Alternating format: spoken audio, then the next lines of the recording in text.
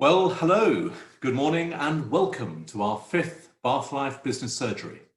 I'm Greg and this is a session designed to help you with your approach to technology in your business in this new world. Change is in the air, perhaps finally, with bars and restaurants opening this weekend with reasonable success we're hearing.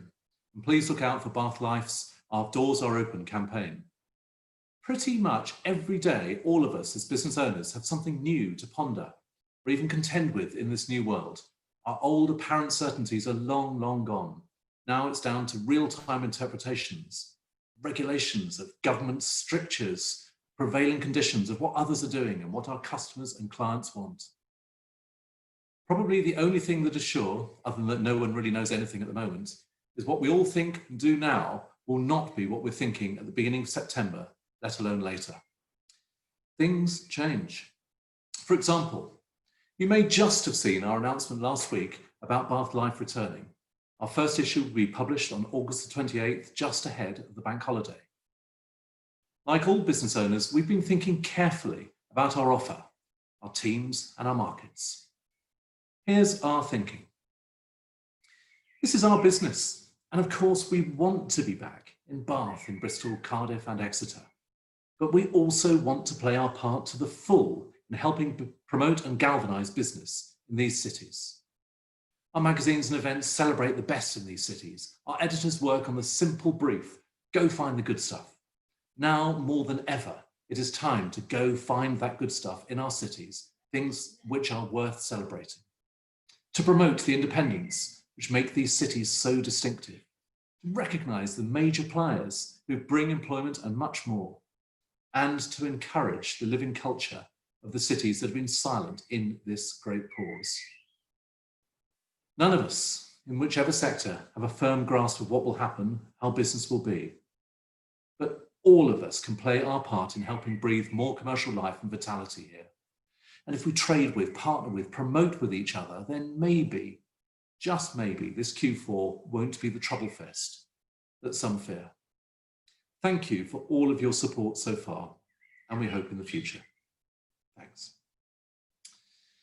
Meanwhile, another change is the radical reinvention for 1 year only of the Bool as Bool Aid on July 30th. Please do get involved. Our charities need us. Our thanks for all for the support, including today's speakers Datasharp and backed by many dozen other companies. Vive le Bool. And a significant change affecting Bath will be Chancellor Rishi Sunak's business update on Wednesday, his summer statement, which at least sounds cheery, as did, of course, the very welcome 1.5 billion for arts announced just last night. All of that is to come, as are our next 3 Bath Life Business Surgeries on consecutive Mondays at 10 a.m. Next is on July 13th is Motors Druitt, Return to Work. Then on July 20th, Richardson Reed on Financial Planning. And today we start with our Bath Life Business Surgery with Datasharp. As we all prepare for a return to work, or all of our teams coming back to the office for those who've been continuing throughout, how will technology help us meet the challenges created after the Great Pause? This session will cover multiple areas, but they will include lessons learned from lockdown, distributed workforce challenges, using tech for flexible working, moving to cloud communications and the strategy, rise of video conferencing, whether that's enduring, information and data security, and organising compliant physical workspace. A ton more, especially if you use the Q&A button below. You can ask in your own name or anonymously. We may even be able to bring you in on screen as well. This webinar will be available subsequently on the Bath Life YouTube channel, and many will access that, which is great. Please share if you find this useful. I'll be interviewing 2 speakers from Datasharp. They are William Wood, Head of Pre-Sales, and Brad Snow, Head of Engineering. Let's bring you both forward and we'll have a chat. Morning, Greg. Morning, William. How are you? I'm very well, thank you. Yeah, not bad at all. Good, good. Oh, there you are. Good. Well, you've been at Datasharp, I think it's nearly 19 years, which is quite a long time. I'm going to ask you when I started. You had hair then. In the sort of narrative arc of that near 20 years, ridiculously massive changes in tech. You almost go back to the millennium bug, I guess. It was around that time. Yeah, right. just after, yeah. Yeah, I think the world was due to stop spinning on its axis, which I think didn't quite happen. which do you think, looking back, have been the most significant tech changes in your working lifetime? I would say the change with just connectivity as a whole has allowed an awful lot of things to suddenly kick in. So, you know, if you look at what the business was like 18, 19 years ago when I first appeared at Datasharp, it was all selling phone systems, which were pieces of tin into people's properties. Right now, everything's cloud-based, everything's video, you know, everything's to do with the mobile and agile workforce. So I would say I would say connectivity as a whole has allowed so many technologies to be able to evolve. That'd be my main piece, I think. Yeah, and I'm not necessarily going to ask you what the next 18, 19, 20 years might hold, but I've got them. but your world is essentially has to be anticipatory as well as reactive, and that must be quite an interesting challenge for you as an individual. Yeah, it is. And, you know, if only I could anticipate well enough, you know, I would have invested all of my money into Zoom and be a very rich man right now. Right? But yeah, I think that where the technologies have really moved on, I mean, you know, there are a few that really stand out for us in our market space where businesses have had to evolve because of the rise of agile working, because of the remote workforce. And if you look at the likes of, you know, things like room booking and desk booking solutions that businesses are now having to employ, the rise of video conferencing is incredible, and the move to cloud-based unified comms. I mean, the trouble we've got is that Brad and myself could easily talk for a couple of hours on any of these subjects without pausing for breath. So we'll try and keep up. Please do. We'll do our best to keep it poignant, right? Yeah. Well, you've done the whack-a-mole version of this presentation and discussion, because you've hit some of the key topics we'll be talking about. We'll be coming on to all of those and many more subsequently. Brad, if I could bring you in. Hi, everyone. Good morning. You've likewise been at Datasharp for quite some time, maybe nearly 10 years. It'll be very dull to ask the same question I asked of William, but I'm going to ask you this one instead. Technology tends to be overestimated in the short term, but underestimated in the long term. Do you agree with that? Have you seen examples of that? Yeah, I think it's a good one. Definitely, you know, cloud is what everyone talks about these days. And, you know, harping back to the previous question, you know, for me, that's been the biggest change is computing power. You know, when I started as an apprentice, it was all, you know, wires and punch down tools and these sorts of things. And when we were doing programming, you know, the computing power was in the phone system itself, and we were programming buttons, you know, through the keypad, doing, you know, programming systems. And then, you know, computers came along, you know, and here we are now where, you know, it's the power of the cloud, and that computing power, you know, is being moved out there, and, you know, we turn things on through the keyboard, you know, and yeah, that's been the biggest change for us, which has obviously greatly helped with what's happened recently, because, you know, the route to deployment is so much shorter, you know, to be able to turn something on for someone. And the great thing on top of that is we don't have to go there to do it. You know, once we've got that a connection, whether it's ours or someone else's connection into wherever this business is or this person is, we can connect them elsewhere quite easily. So, you know, for me, it's you know, the bit is by having that, you know, that's the underestimation of, you know, making these things easy, isn't it?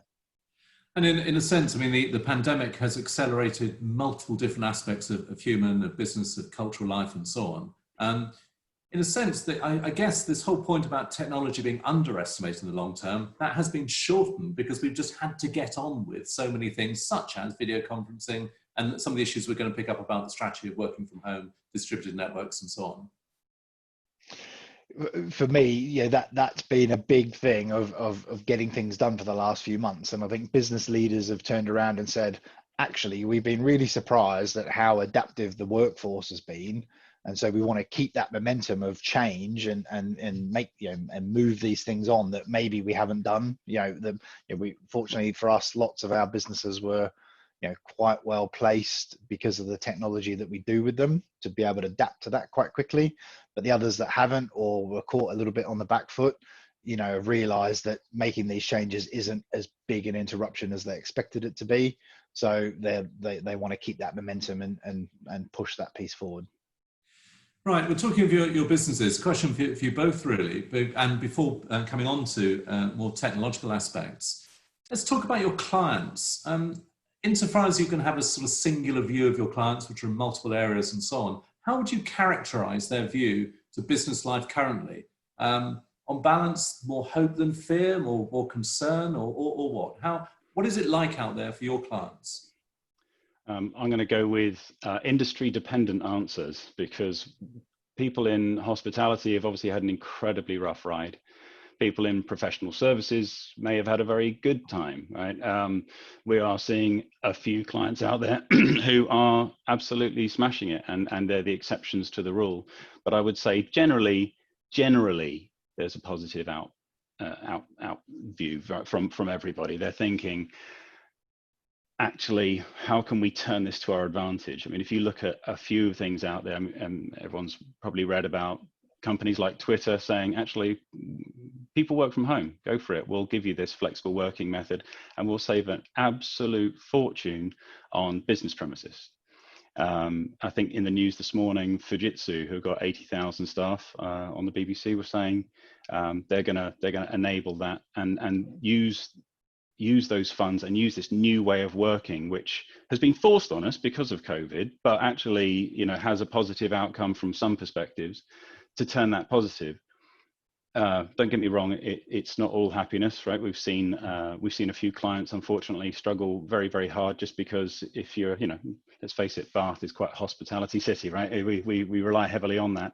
And if suddenly you lose that income and you don't have all the support that's necessary to keep you going, then it's going to be a very hard time. Some are adapting, some are suffering quite hard, but I think the general outlook is reasonably positive, with an air of trepidation around it. Yeah, I suspect, as you say, first up, it must be sector dependent. But I suppose the other point is that, come what may, we can all sort of look back and attempt to interpret. But essentially, we all just, in whichever way, we've got to get on with it. Whether, as you say, professional services on the whole doing pretty well, or others just blinkingly coming back to life, or even to give a quick flag for us again, with us with Bath Life coming back at the end of August. We've all got to figure our path and play the hand as strong as we can, and technology clearly is part of that. Talk about your clients' experiences during that period from, I don't know, early March, mid-March onwards. It seems to me there's probably three phases. Is that let's talk about each. Maybe the panic in mid-March, or I suppose it might be euphemistically called the rapid need to know what to do in volatile circumstances, or panic. How was that? How did you respond? I think we went with the word cope. We were like, okay, this is hit now. Get everyone home and deal with it, right? Absolutely.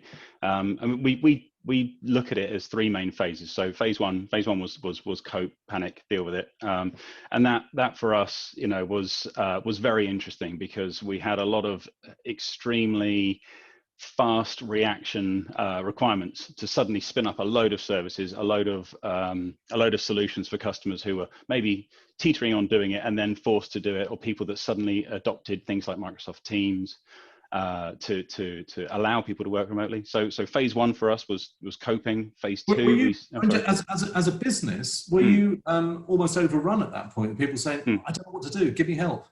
Yeah.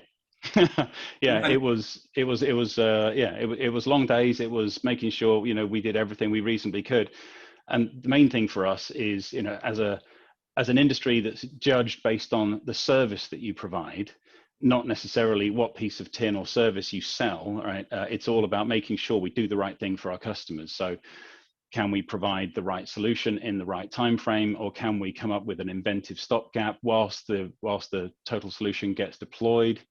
But yeah, absolutely. And then that second phase was sort of the working from home, almost consolidating what was beginning to happen fairly rapidly. They're needing to, companies needing to replace a sort of disparate way of working and their own form of distributed work inside an office, perhaps, with one solution working across the piece. And again, talk us through that operational phase of getting companies working again, albeit in a remote way. Yeah, so the need for improvement became quickly apparent to a lot of people. Let's say you've got a lot of businesses and you sent everybody home. You said, just use your mobile phones. and then actually, do you know what, this isn't good enough. It was fine for a few days, it was fine for a couple of weeks, you know, and everyone's coping because the whole world's in the same position and everyone just accepts that this change is happening. The staff are being fantastic about dealing with it and so on and so on, but now we need to improve it. How do we take this technology to the next phase? What are we going to put in? What systems do we already have in place? Can some of them evolve to do what we want them to do? You know, can we just turn on additional features and functions? Or, you know, or do we look at something completely new and something that perhaps they've been toying with the idea of, but maybe hadn't gone the whole hog and pressed the button at that point? Could you talk through an example of where there was that sort of, I guess, almost like a radical pivot at that point for some companies? Yeah, by all means. So, so if you take contact centers as an example, right? A lot of businesses, they provide the environment. You've got, say, 20, 50, 100, 200 people, you know, sat in ultimately what is a contact center environment. And they're used to having wallboards and supervisors and the technology around them. And suddenly they have to provide this continued service from home. And that suddenly you've got things to contend with, like, do they have good enough bandwidth? Do they have environmental considerations around them at home? Dogs barking, children, Amazon delivery driver ringing the doorbell every 5 minutes. You know, we've all seen it over the last few months. But I would say that actually, because people are understanding and accepting of that change, it's generally gone very well, and it's been able to be rolled out very, very quickly, because of the fact people have excellent broadband services at home. As you know, in general, you are going to have people out in the sticks who are trying to work over, you know, the furthest reaches of broadband and or 3G and things like that, and that's a challenge in itself. But as a whole, things like contact centers, things like video conferencing have saved businesses. You know, suddenly I can't do meetings anymore, but I can do meetings. I just can't shake their hand. I can't go and have a beer at the pub with them. I can't, you know, take it to that level. But I would say, you know, if we look specifically across our customer base, a lot of unified communications, a lot of video conferencing, some expansion of their mobile estate. These have been the things that have kept them going. And then, give or take, many companies are now at this phase of this planned return to work, whatever return means, whether that's physical or whether that's being unfurloughed or whatever. Can you talk us through the key strategic points, maybe one also for Brad, about the key strategic points about the next phase, about what should companies be thinking about now in terms of their technology? Yeah, there's a couple of things there that are you know, existing and new things to think about. You know, one of the existing things that lots of people talk about you know, a disaster recovery plan for the business, and so this is something we'll regularly sort of talk to our customers about. But what's been really interesting for me is that actually no one's referred to this or as a disaster, which is exactly what it is. And you know, the companies that had these things in place, you know, have then said, let's do A, B, and C, you know, to carry on working. But what's unusual for me, no one said, let's turn on our DR plan. You know, that's been the strange thing about it. So, you know, there's getting that piece in place, which, you know, they've either, if they didn't have it in place, they very quickly smarted up and sorted that piece out. And then the moving back to work, you know, the dynamics there have changed greatly for us around, you know, appliances, you know, phones on desks, you know, people, you know, for us, you know, that was sort of bread and butter was, you know, there's a user and they have a phone, or there's an office space and there's phones on the desk and people go to these spaces. All of a sudden, then we can't share devices anymore. So, you know, the handset, you know, maybe this is the death of the handset. You know, we've seen a huge change on that side of things. And, you know, then people getting back to these spaces and how do we utilize social distancing? You know, these are the new things we're seeing, and, you know, and need to be thought about, you know, to get that piece right. Yeah, tell us what your clients and indeed what you're advising about the sort of medium-term thinking. You mentioned about the DRP, disaster recovery plans, which, yeah, you know, probably exist on some file somewhere, but no one had anticipated this in any form. What are their sort of key concerns, or should be their key concerns strategically going forwards? What do we need to be thinking about? It's about office space, isn't it? Yeah, all of my conversations at the moment are about, how can we utilize this space better to, to meet these health and safety requirements. We're seeing, changes in, obviously a huge rise in video systems and room systems. So we've been doing lots of, nice meeting room spaces with, large screens or dual screens on walls, these sorts of things, decked out for lots of people to sit in a room, and all of a sudden that whole concept's turned on its head. So how can we reutilize this space? I'm sure we'll cover a piece off about this rise for us is about desk booking systems, and room and meeting room booking systems, which already existed, but they've got to adapt now to I've got this distributed workforce, we've got this office space that at the moment we need to keep using, and how do we use that best and make it easy for people to decide, can they come into the office or should they be working from home? And if I may supplement that just quickly, if you look at large companies who have been rolling out flexible working strategies and room booking, resource booking, and having management systems in place, you tend to be a larger business to have those kind of things in place already. Which then you look down to more mid-sized businesses, in the sort of low hundreds, mid hundreds of users, and where they were potentially considering doing something before, now it's become a necessity, because how much effort is it going to take for the business to manage who's allowed to come into the office every day? What rota system are you going to do? What percentage of desks are going to be allowed to function? And if you are going to have desks, are they suddenly all hot desks? Is it all fair game? Can everyone suddenly sit at everyone else's desk? And how do you manage that piece? So where focus used to be on how do I book meeting room resources, because they were shared spaces and used again and again, and even things like car parking spaces, how do I book them? How do I manage that? And how do I report on their usage? Now suddenly there's a lot more focus around the desks, because if you can downsize downsize office space and use it more effectively, suddenly it is all about going in there for the social aspect and for meetings, and less about going into the office in the traditional sense of, well, of course I'm going to the office, that's where I work. Now it's, I'm going into the office because I need to go to the office for some reason, right? We'll come on to that, William, shortly. I just want to go one last little looking backwards, really. As we are, as I say, blinkingly emerging in the latter days of lockdown, that's what it feels like at the moment. And of course, there still may be second phase, new restrictions, as we've seen in other countries. But as we're beginning to emerge, what do you think, on reflection, are the lessons learned from lockdown from a tech point of view? Personally, I would say that those who have adopted cloud, and cloud is a massively misused term, as we all know, but those who have moved away from having the reliance on the office space, I would say that they've benefited greatly. And you were talking earlier about about technology as a whole. Those who do adopt it and value it tend to see the benefits, and they're the ones that have reaped the benefits now.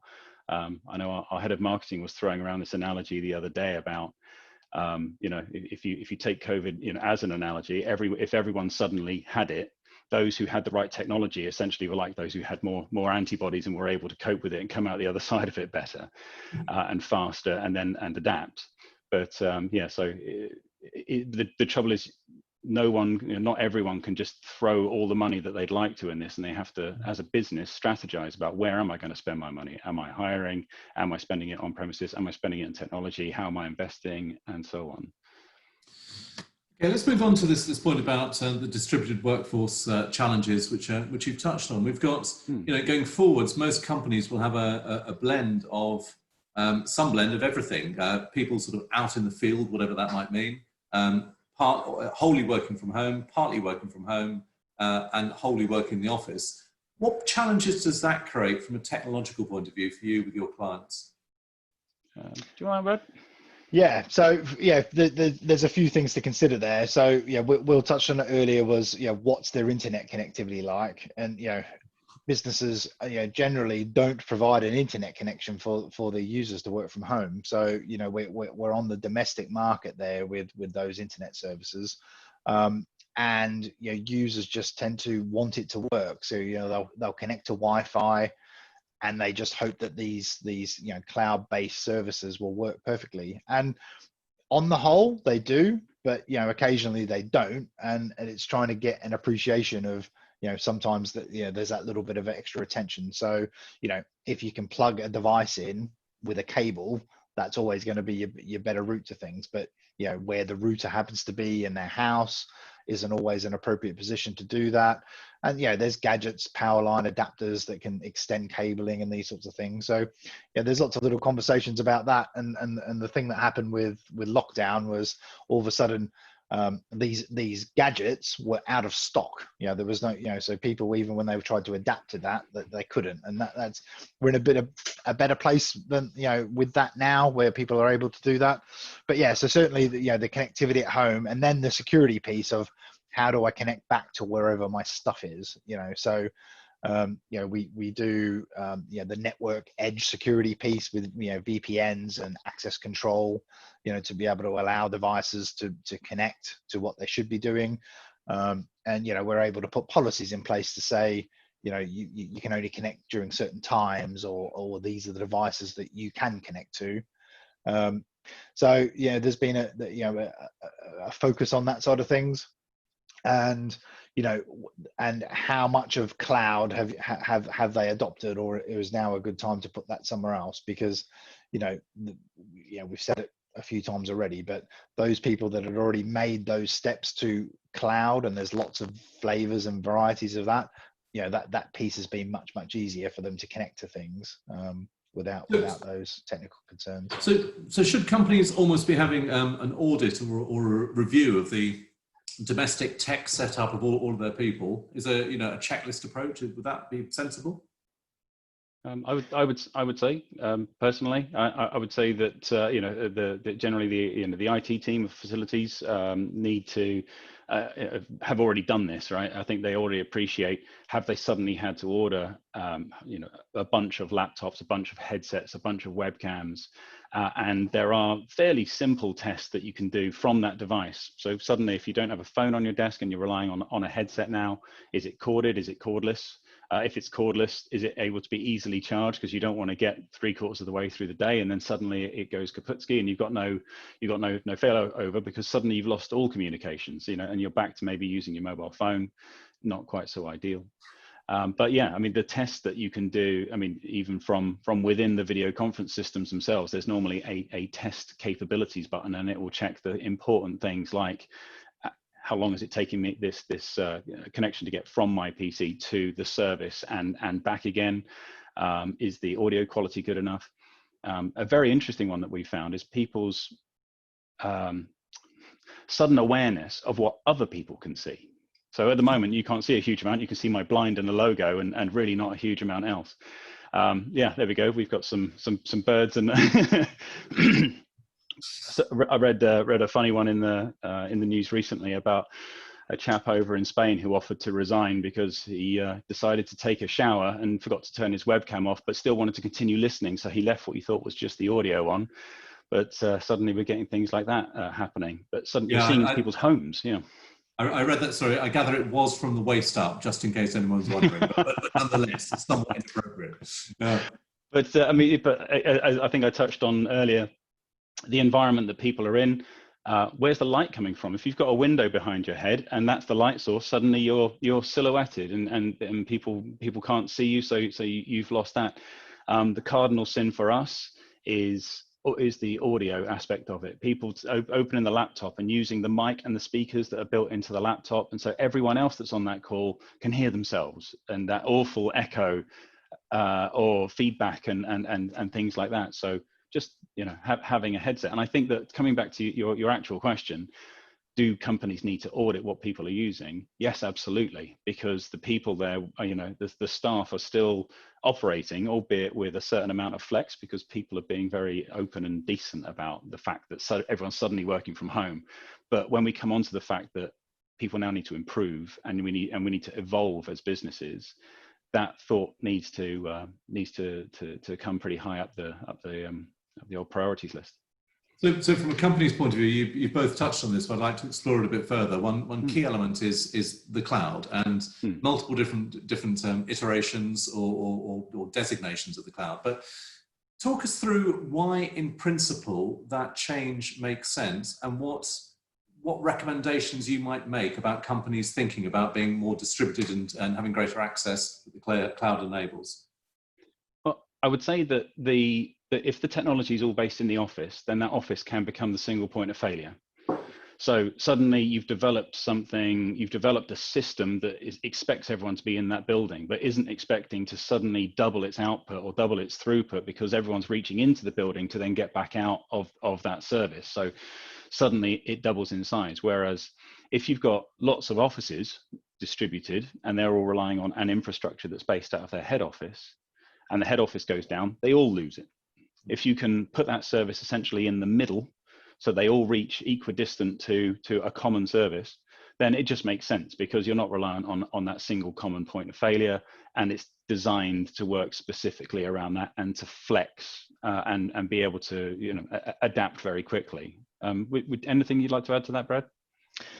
Well, for me, the sort of first baby step into the cloud is, lots of businesses out there still are using ISDN, which is, the sort of old business line connectivity to their offices. And BT have announced and pushed it back several times that service is going to be cancelled. But for us, that's the first step into the cloud is, moving your lines off the old ISDN services onto SIP services, which are, internet lines. But with that comes a huge amount of flexibility. So, if you need to point numbers in different directions or do some clever things with how your business is accessed through the phone, that's a great first step, of doing that. And so, I'd say, probably close to 95% of our customers are already in that space. So they've been able to adapt easily. But if you're not, if you're still an ISDN person, you would have found that maybe you couldn't point your numbers for your teams to your team still. It all has to come back to one place, and then all of a sudden you've lost that flexibility. So that's a great, baby step into that. And Greg, if I may make just one more distinction on that. So as far as cloud is concerned, we tend to see it as two main variants, right? So we've got what we classify as public cloud services, which you can just generally go onto websites and sign up for them and they're available immediately. And what we classify as private cloud, which is where we will build systems in the cloud specifically per customer. And a surprisingly large amount of what we do is exactly that.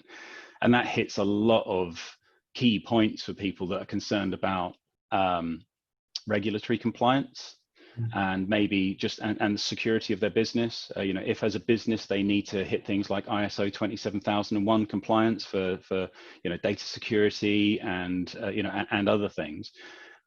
Sharing an environment with multiple other people on a big multi-tenanted system raises a load of alarm bells, especially if you've got multiple systems and they're all intercommunicating. And where is that data being hosted? Is it in the UK? Is it outside of the UK? So quite a lot of what we do is what we classify as the private hosted communications environments. And I think that again, in the panic, quite a lot of people just jumped and went, boom, right, we'll go for the first obvious thing, and that looks like good value and so on. And a lot of them are waking up a little bit to, oh, hang on, was that the right idea? And that's kind of where our piece comes in, is listening to what people have got to say and recommending the right solution to fit the requirement, as opposed to leading with a specific product or service. Well, let's come on to that area of information, both information but data security as well. Is your sense that after this extraordinary sort of interregnum, interruption, and then the desire to get straight back into business as soon as companies can, the companies will simply just revert to what they had before? Or has something profoundly changed about the nature of distributed content, meaning that security is even more important than previously? I mean, personally, I don't know any businesses that are considering going back to exactly business as usual, and every IT manager and head of operations is considering whether or not their environment is the right one. So we've had an awful lot of conversations along those lines in the last few months. Brad, what are your thoughts on that front? Yeah, sometimes I think it's about, is what we've got the right thing, and if it's been covering the need, then it's the right thing, and if it's not, then we need to reevaluate. But the user adoption's kind of key to those changes, and I think everyone's recognized that we've all been able to adapt quite quickly, and businesses should be capitalizing on that quick rate of change to say, let's do something different here, because it's for the greater good. Well, can we talk about one specific aspect which I know will apply to many businesses, which is GDPR? That it was our era's millennium bug almost, that if we weren't compliant back in May, whenever it was, 2018, we were going to hell in a handcart and so on. We all managed to find a way through that, but we've got a situation now where a lot of information, however sedulously protected inside businesses for GDPR reasons, now is available on a more distributed basis to individuals accessing howsoever. Can you talk about GDPR specifically, about how companies should be thinking about that type of content in this environment? So shadow IT is a massive problem at the moment, because sorry, can you just explain what that is? I'm afraid I don't know. So in sort of loose context, shadow IT is where people are using services that aren't necessarily sanctioned by their IT team, but still have access to them. So, for example, if I've got a file on my desktop and I'm allowed to use WhatsApp, what's to stop me from sharing that file with somebody else? Or indeed, if I want to use a service to communicate with somebody, it might be that my company has said, you are supposed to only use this one video conference platform or this one voice service, but then actually I want to go and use one that I'm using. And obviously the danger with that is that, I mean, if I'm a business and I'm concerned about my data and my data security, I've got suddenly all these different mediums of being able to transfer this data around the place. So, shadow IT, as a high level is stuff that's been brought in and is used by staff that isn't necessarily sanctioned by the business and could represent a security threat. Right, but tell us about specifically that GDPR point, where there might be lists of contacts or other more profound data than that. How might companies attempt to protect themselves? They of course wish to be compliant. They do of course wish to be careful with their clients' data and so on. But it's out there. How can you control that in this new world? It's a very, very good point. I mean, if you look at the way network security is policed, a lot of it is policed from within the office. So suddenly, if you're asking people to use, I mean, most businesses will give somebody a company asset like a laptop to use, which they can put security, in place, and that's the best way to do it. But if people are allowed to use, say, home laptops or things along those lines, then absolutely, there's a big challenge there. You're not sitting them behind a company firewall that can scan the traffic as it's coming in and out. Perhaps that device doesn't have to run your corporate antivirus and management solutions for exactly those things. And how do you do that? We're seeing a huge increase now in something called a cloud access security broker, or CASB. Catchy, isn't it? Nappy. Yeah, isn't it just? Which is what that is, yeah. It's where the security is handled in conjunction with the cloud providers, right? So it's handled, up there. So it doesn't matter where you are or what you're accessing that on. The cloud access security mechanisms are actually built further up and outside of your office environment. So where previously you could only catch it in certain environments, now the development is expected around cloud. People use the full Microsoft suite, and maybe umpteen other systems out there that could potentially do these things. So if you're going to be able to access them, actually provide those security layers further outside. I would also say that from sorry, I'm going off topic there. From a GDPR perspective, there are other things that people need to consider. So if I'm the data protection officer in a company, and I'm recording phone calls, for example, and somebody provides me with personal information, how do I then know when that information has been said, and how can I access it? And how can I delete it if they invoke their right to be forgotten? And these are other challenges that are coming out now, whereby call recording platforms will transpose a transcript of everything that's been said, as will video conference systems. So now you have the ability to search through the context of everything that's not only been typed, but also things that have been said, to allow you to then go in and prove with some confidence that you have got rid of that person's details if that's what they've asked for. You mentioned video conferencing. Clearly, we are doing it right now, essentially, through Zoom.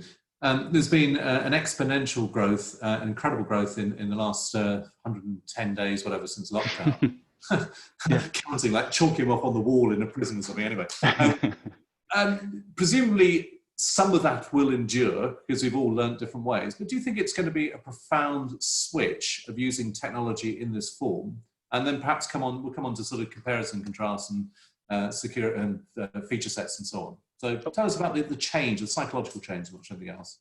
Well, I tell you what, if I cover off a couple of the business things, and then Brad, maybe if I can just get you to handle maybe a couple of the more physical technology aspects of it. Yeah. But I mean, I would say there has been a shift. There's been a big shift, right? And there's been some interesting benefits that have come out of it. I can do more meetings in a day using video conferencing because I'm not traveling. I'm saving a huge amount on travel and the other business expenses that otherwise come with it. I'm also gaining back that time that I was going to spend on travel just to be able to do more. So actually, I would say that the argument for video conferencing has been well established, but not everyone grabbed it with both hands. They didn't all say, yeah, absolutely, we totally get this. If you look at some of the stats out there, I mean, if you take Zoom as an example, I mean, we're a multi-vendor provider, so we do pretty much every video platform out there within reason. But Zoom is the one that's at the front of everyone's mind. They doubled their revenue in the last few months. They tripled their profits, but then you look at the usage and it's gone up depending on which way you look at it, whether you're looking at it in terms of users or minutes or peak usage, anywhere between 10 and 30 times. Suddenly it's gone, they've had to invest an enormous amount of money, as has every video conference supplier out there, to be able to do this. And I think that when you talk to them, they are expecting it to stay. If you take the office environment as an example around video conferencing, many businesses are saying we are going to have a no meetings policy in the office for possibly the next year, or certainly number of months, and it could go on for ages. And I think that just the sheer duration of time is going to allow that to become the norm. If I've got a customer who's 4 hours away, so it's an 8-hour round trip, but I can just have a 1-hour meeting with them and then reclaim that other 8 hours. It's just fantastic, as long as everyone's accepting that is the right way to do it. And there may be an even finer point on that because people have travelled to meetings, there's a sort of requirement that all meetings are best part of an hour, whereas if it's a quick chat, you could get it done in 20 minutes anyway, potentially. Yeah. And of course, you remember when, before lockdown happened, but COVID was definitely out there, and suddenly these no handshakes policies were coming in. So people would still come in and they still meet with you. Did you do the toe tap thing? No. Greg, you surprised me. I thought you were down with the kids on that front. I'm afraid not. For those, perhaps including me, who don't know what the toe tap thing is. Oh, just instead of a handshake, you just did a sort of a double foot tap, because it was. Oh, absolutely, you got the elbow, you got the toe tap, and I dare say more will come, right? Yeah, we're waiting for the right handshake to come out of this, aren't we? Because it's fist bumps, awkward elbows. Nobody quite knows what to do at the moment. So where do you go? I mean, the art of the handshake was difficult enough. Is it palm up, palm down? Are you neutral? Are you a soft handshaker, and all these kind of things? But honestly, isn't it amazing how those were the concerns that we had a few months back, and it's completely irrelevant right now. Let's come on to Brad. Talk us about some of the features of video conferencing. If I load the question the other way around, we're all very familiar with Zoom, I guess. What would you like to see changing in Zoom? Where is it falling short or could be better? Terms of Well, speech. yeah, well, Zoom's biggest sort of PR issue was, security. It obviously got a huge amount of bad press, and quite rightly, out of probably the three major platforms that we work with. We work with Microsoft Teams, and we work with Starleaf, and we work with Zoom, and both Teams and Starleaf are an ISO 27001 security product, and Zoom doesn't do that yet. It was the household name that was adopted more by lots of people. So they've got a big uphill challenge to fix that, but the strength is the sheer adoption for them. It's a nice problem to have, isn't it? And I think, is it a generational thing or an age related thing? Younger people were probably more comfortable with video, because they were doing little video chats on their phones and these sorts of things. So that was quite a natural space. And a lot of other people that wouldn't naturally have chosen to do video have been forced to do that, and just exposure and experience makes it become the new normal. And then about the technology itself. So making sure you've got a proper webcam, a proper headset, these bits and pieces to help make that experience much better is where we're seeing the changes. Okay, come on to some other technologies. You mentioned earlier about this sort of the new technology which mapping desk occupancy. At first, when I first heard about it, it sounded more like a monitoring tool for companies to check that people actually were there. But of course, it's much more than that. It's about using the space efficiently, but also in a COVID-safe way. Tell us about that specifically, and other sorts of technologies which are emergent and are likely to emerge in the next few months in this area. I don't know if I'm able to. Oh, so I know we've got screen sharing disabled, but what we're seeing is, if you look around office spaces these days, it's fairly obvious which desks have been disabled. So they'll have plastic bags and cones and cordoning tape around them, or whatever method has been used to make it obvious that people can't use them. And suddenly, you do have a wave of people that want to come to the office. I mean, if you look at, if you are wealthy and you have a nice house and an office and all these kind of things, of course, it's easy to work from home. I think if you particularly look at younger people who perhaps don't have that privilege and are otherwise having to work cross-legged on their bed with a laptop, that's not good. And you've lost the social aspect and a whole load of things that they hold dear for the working environment. And of course, the social aspect can be helped with video, but it can't be replaced. You can do quizzes, you can have fun and games, and you can do whatever, but nevertheless, it's not quite the same. But where technology to book resources has been around for a long time and has been getting extremely good, and it covers a whole raft of things, such as booking the meeting room, booking car parking spaces, booking or requesting teas, coffees, lunches, and things like that. So you've got one common interface and go into Outlook and book it all. Desk booking was always at the very, very small end of that market, or very, very few customers were able to do it because you needed to really justify it. If you knew you were downsizing office space, then it was the obvious way to be able to do it, because suddenly it was hot desk everywhere. Now what we're seeing is people saying it's too much of an overhead for us to look at trying to police who's coming in and when and where, and finding a new mechanism. And actually, it's the perfect solution for it, because it already exists. You can have an app on your phone. You can go to Outlook. You can just go and say, or go into Google and just say, listen, I'm coming in on this day. What resources are available? Where can I sit? I'd like to sit near to this team. I'd like to sit type of this environment. And suddenly that technology allows you to walk into the reception, look on the big screen behind the desk and see who's in, who's not, where am I sitting, what resources are available, occupancy rates, and then as a business, understand the metrics around it. Who has been in? How long were people in for? How well is this space being used? And then be able to make some proper business decisions around that. So I would say it's a place of particular interest, specifically, particularly for companies over a few hundred users, particularly, right? Where the human, the human interaction to try and police that otherwise is an absolute nightmare. Let's talk about how tech is affecting that sense of being able to work from home and thereby the effect on the office. You've touched on some of the, obviously, the key points about sociability, the interaction, the lack of setup that many will have in their homes, the cross-legged on beds and with laptops and so on.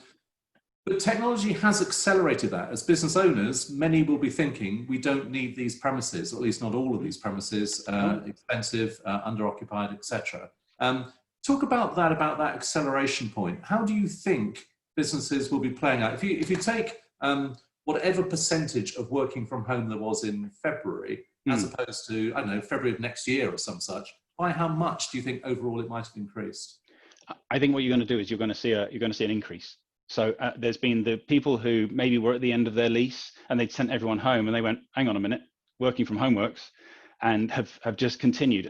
Even if they've placed it as a temporary thing, saying we're going to reevaluate it at the end of the year, you're going to have a lot of other businesses who are, in their lease agreements for a couple of years, but will now form a strategy to decide what do they want to do about it.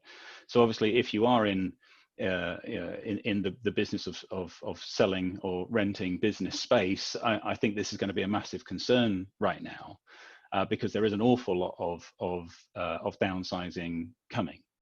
I know a couple of large law firms in London. One in particular had 1,000 people in one building, and it was perfect timing. They were able to invoke a midterm, right? No, we are just not having it. And then they need the office for certain things, particularly meetings.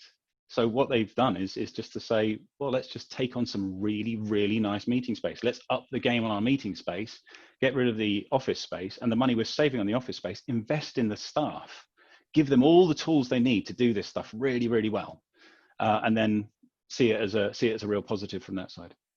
And so it may be an ill win for major property owners, but it could be good news for tech companies such as yourselves, because there'll be potentially at least a larger pot to spend on kit, precisely to enable kit and services to enable people to work better from home. Is that how you see the prognosis next few months for you as a business? I would say so. Brad, would you agree? Yeah, I'd agree. And we've got on the door of 5G services, starting to be deployed across major cities that are going to make that wireless connectivity, hopefully, decent price connectivity. Businesses are then hopefully going to be able to redirect their resources into the home users and potentially, paying for their internet connectivity, appliances that have got the built-in security. So, it's a part of SD-WAN is a term that it's being thrown about, to be able to have this distributed network, so they can say, well, we'll give you this appliance, you've got good connectivity now, that appliance has some of these security things that we've been touching on built into it to allow us to access what we should be accessing, and it's a controlled appliance by the business instead of a domestic appliance that the home user's paying for. So I think these are the things we're going to see. And yet, as you mentioned, William, going the other way is the need for sociability, for human interaction, for teams to work more closely together, that video can replicate and can be more efficient in some ways, but it can't be better than that need for human contact and engagement. So maybe it's a reshaping in part of the role of the office, rather than a sort of a complete volte-face or whatever. Yeah, I couldn't agree with you more. I think that, like I say, people are still finding ways to do it. The novelty of working from home is wearing off for a lot of people, and they're really missing it. And certainly, with pubs and restaurants reopening, the people are desperate to do that where they can, and where it doesn't threaten the health of their nearest and dearest, and all these kind of things that we're all wrestling with on a day in, day out basis now. But yeah, the technology is certainly helping. And I think if you were to turn the clock back 5, 6, 7, 8 years, actually things would have been quite different. It is quite good timing in many ways that now we have more robust infrastructure, and as Brad said, 5G on its way, to the area, and obviously it's already in place in a lot of areas across the country. So we're seeing a lot of 5G routers. So rather than fiber internet connections and broadband connections, 5G is really shaping up to be that next piece that will save people's connectivity, which is so vital now. Yeah, imagine if this had been, 20 years back or whatever, and this would be in the days of dial-up and trying to sort of figure out how you have any form of contact beyond telephony. Would have been that much more. Faxes. I think people were expecting the number of audio conference calls to shoot through the roof, but they didn't. Actually, whilst there was some increase, the thing that shot through the roof was video. And people embraced it and said, well, we've got to have a meeting and we can all just jump on at the same time and I can actually look at you and I can see that you're engaged and you're not looking over here. And, you still get that feeling of, of directly interacting, whereas you can get away with an awful lot on an audio only call. Yeah, indeed. So, by the way, whatever happened to Skype? That was flowering at almost the world to itself and it's completely been blitzed by Zoom. Where did it go? I know it's there.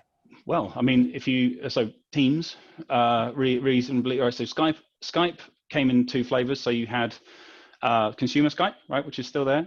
But yeah, certainly has, lost a lot of people lost a lot of interest in it because it was just seen as a bit old and so on. Zoom absolutely was in the right place at the right time. Skype, all the technology from Skype is now in Teams. So obviously people think of Teams as a business tool. Microsoft announced last week that, the consumer version of it, the free version of it is coming out so they can do that. But certainly, I've got two young daughters at school in Bath and they operate on Teams. So Microsoft Teams actually uses the Skype video technology at the back end. So it's evolved into, a business service.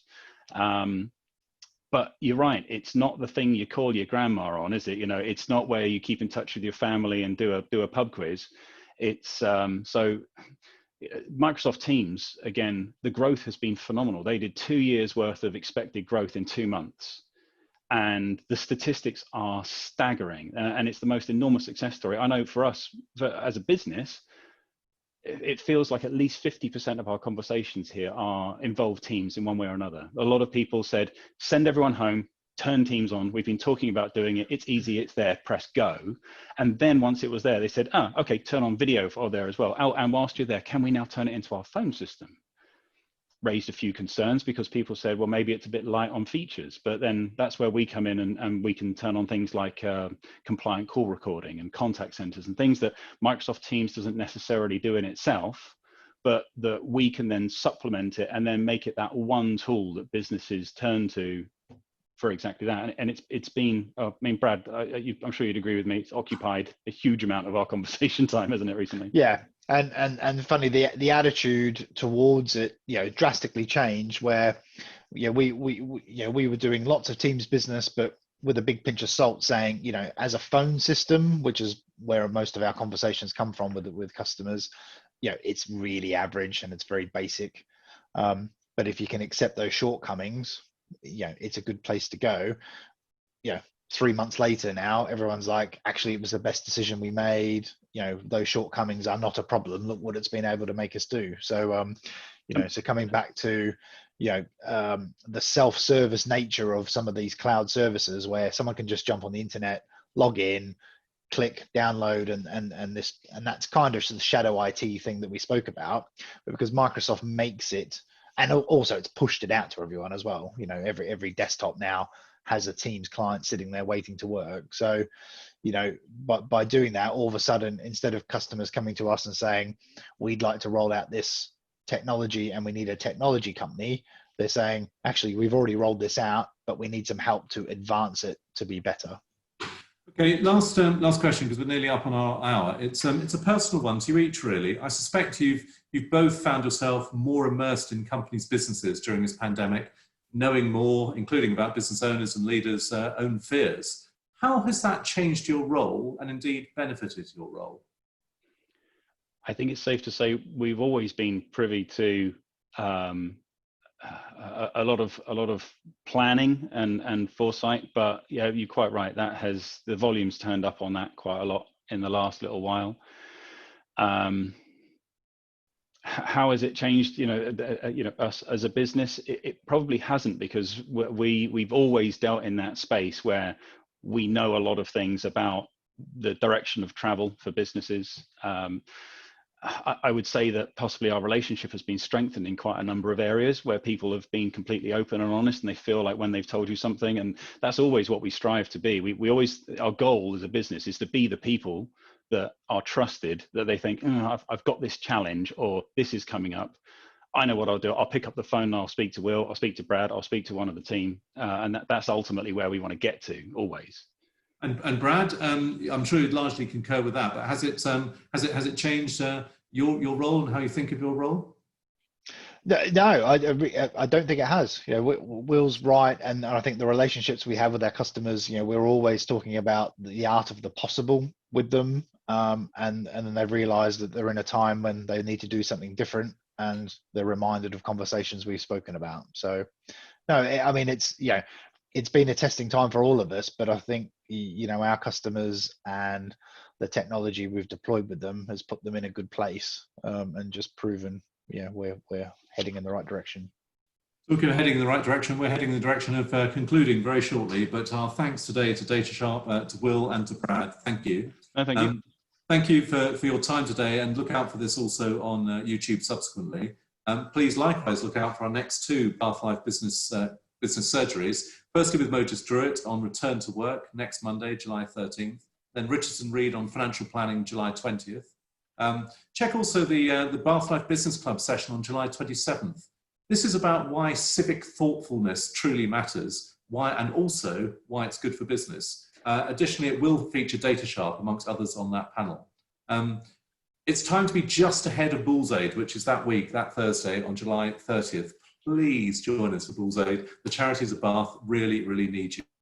And there'll be another Bath Life virtual wine testing, raising money for the Bath Bull. Again, it'll be July 14th, which is Bastille Day, a good French day. Business surgeries, if your company has professional advice in any area that can benefit others, please do get in touch, because we all need advice. We're all in the same storm, perhaps just in different boats. I hope this has been a useful session for you. Good luck and good wisdom to all. This has been a Media Clash production, and this has been the 5th Bath Life Business Surgery. Thank you. Bath together. Thanks. Thanks, everyone.